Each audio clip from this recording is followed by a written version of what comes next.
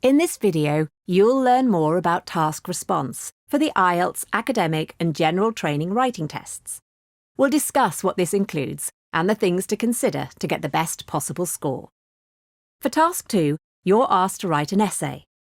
On the question paper, you will find a topic followed by a point of view, an argument or a problem. This is known as the prompt. After this prompt, you will need to either answer one or two questions or to discuss different viewpoints and express your own opinion. You need to read the prompt carefully to see what the main parts are. Here we can see that the topic is about advertisements that are aimed at children.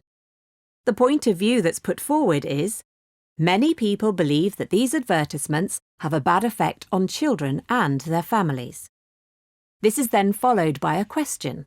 Do you agree or disagree? To achieve Band 6 or higher, you should address all the main parts of the prompt when answering the question.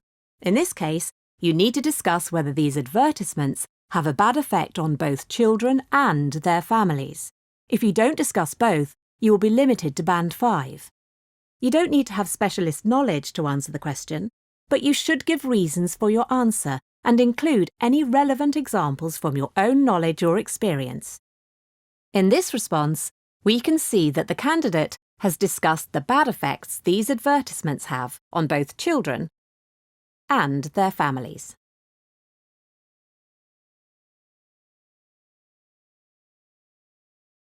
In your essay, you should present a position. That is, you need to communicate your views, ideas, or opinion. For Band 6, your position needs to be directly relevant to the prompt, which means it needs to be relevant to the topic given to you on the question paper. For Band 7 or higher, it needs to be clear and developed. This means the reader should be able to easily understand your position and that your ideas lead to a logical conclusion. Let's look at the response we saw earlier. In this essay, the candidate has presented their position in the opening paragraph. They make it clear that they agree with a point of view given in the prompt. The main ideas are developed in paragraphs 2 and 3, and the final paragraph supports this position. This means that the essay has come to a logical conclusion. The main ideas you include in your essay should be relevant to the prompt. For Band 7 or higher, they should also be extended and supported as appropriate. You can extend your ideas by going into more detail, and you can support them by giving examples. In this essay, the main ideas are highlighted in yellow. They have also been extended and supported, and you can see where this has been done in the parts that have been highlighted in pink.